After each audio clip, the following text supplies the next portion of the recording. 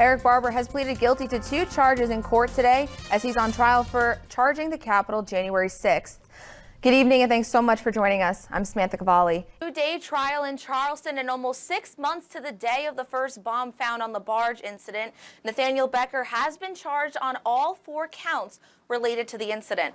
A judge rules in favor of firefighters in the city of Parkersburg who filed a complaint against the city for reducing their pay unfairly in 2017. The Parkersburg man was pronounced dead after a shooting on Tuesday night. Playing 2 fall sports can be challenging for some students between practices and games, and not to mention getting your homework done. But Cassie has some moral support from her family. So when it comes to getting one of these stress tests, what exactly are you looking for? Several things that we're looking for. You can see behind me there was a bridge here dedicated to a fallen soldier from Rockport. My dad's in town, so we went to a Cleveland Guardian game. They're playing the New York Yankees because we're Yankees fans. So this was his 50th birthday in January, so I got him tickets for the game this past weekend for his birthday, so it's been fun. Well, the lawsuit was brought on by the Mendenhall Law Group in Akron, Ohio, and filed in Athens County Common Pleas Court on December 7th. As a Parkersburg man is being held on numerous felony charges after leading police on a 2-state chase that started with him hitting a home confinement officer with his car. The Supreme Court ruled to overturn Roe v. Wade this morning. The 6-3 decision means there is no longer a federal constitutional right to abortions. Dr. Ruzwan Hussein told me about the acronym Be Fast, which are warning signs to look out for if you or a loved one are having a stroke. Mac and cheese is one of those, it's comfort food to me. I love eating it. I mean, it's always good. It's always good. You can't really go wrong with it. Some of those spices I'm not entirely sure about. In 10 minutes, probably 1 or 2 for me. Honestly, I can't even imagine. I remember seeing Joey Chestnut win his first one back all those years ago. As the Wood County Sheriff Steve Stevens, the Wood County Commission, and the Sheriff's Department are being sued by a former deputy sheriff. As beginning tomorrow morning, masks will be optional in Wood County schools.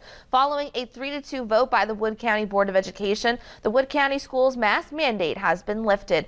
But this is a rematch of the Class AAA semifinal game 2 years ago in 2019. At the age of 14, Maddox Rader and his friend went to the bathroom at Parkersburg City Park during tennis practice. That's where they found a man who died from an overdose. Started on the Pleasants and Tyler County lines last Thursday. Authorities confirmed an explosive self-manufactured device was found on a barge filled with gravel in the Ohio River. It was dismantled on the barge by the state police bomb technicians. Nope. No, absolutely not. We had the one device that's been taken care of, so no, the public should have no fear. However, the public began to worry after a second incident occurred Monday night into Tuesday morning, where a tugboat in Williamstown was carrying 2 potential explosive devices. On Wednesday, a third incident occurred where officials discovered another potential explosive device near Marietta, Ohio. Through the West Virginia State Police's investigation, along with the FBI and the ATF, 42-year-old Nathaniel Becker was arrested on probable cause and charged with possession of an unregistered firearm or explosive device. According to an affidavit, a part of a criminal complaint, it alleges that Becker purchased pipes and other relevant components of the suspected destructive devices from a Lowe's store in Marietta on these 4 separate occasions. Surveillance video identified Becker and his vehicle, which led to a traffic stop arrest after spotting the vehicle in question. This isn't Becker's first time getting caught up with law enforcement. Washington County Sheriff Larry Minks confirmed Becker is the same man arrested in February of 2020 for a barricade situation. Becker is currently being held at the South Central Regional Jail in Charleston. He has been arraigned and has a hearing scheduled for Tuesday. In Wood County, Samantha Cavalli, WTAP News. My younger self barely did sports. We were very into rodeos. I used to rodeo and show cattle all the time. And then we moved here and we got out of that, and I just got kind of bored. And then one of my neighbors was like, "Hey, you want to go to soccer practice with us?" And I was like, "Yeah, sure." And then I started soccer. And then soccer led to football. So my younger self was definitely not in sports. Cassie Boucher grew up on a farm in Ohio before moving to Ravenswood, West Virginia. She was homeschooled before attending Ravenswood High School her freshman year. Cassie said one of the biggest challenges going to a new school was not knowing anyone, and some of the first friends she made were members of the Red Devils football team. After getting along with the players, reading a book about a girl who played at quarterback, and already having a good kicking leg from soccer, Cassie thought it would be cool to start kicking for the football team. I got with one of the old kickers. He kicked in 2017, Ryan Cunningham. I think he might have graduated then. And he ended up telling the coach that I wanted to kick, and I was actually going to go to tryouts for cheerleading. And they're like, we heard you wanted to play football, and I was like, yeah. And they're like, do you have your stuff for you? Because I got with the girl in Work County that was a kicker at that point, and I worked with her. And I had my stuff in the car because I went that day.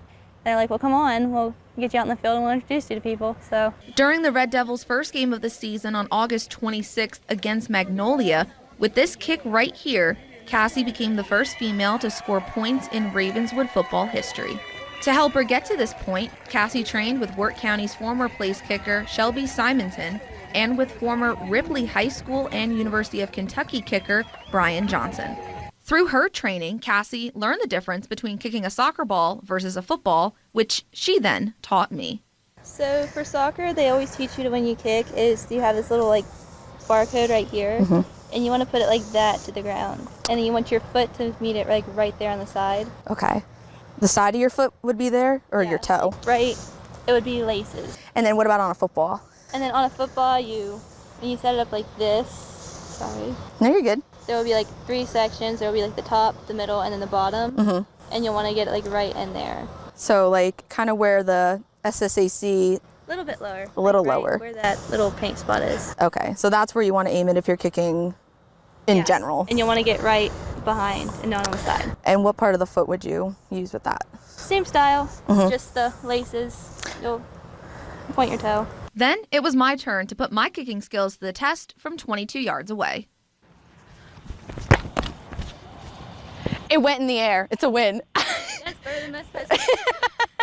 Balancing two fall sports and schoolwork is not an easy task, but Cassie said she finds a way to make it work with the help of her mom.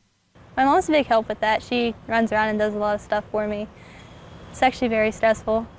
I try to get all my homework done in school, so I have pre-cal right now, and there's like a lot of work that I'm trying to get done with it, so every night I'll just go home and work on it. Other than that, I get history and English done, which this year I have a pretty easy year. I do co-op 4 periods, and then I have a ag leadership, which means I just help the teacher. So Cassie is hopeful that she can inspire other girls to go out for their football teams and work hard to achieve their goals.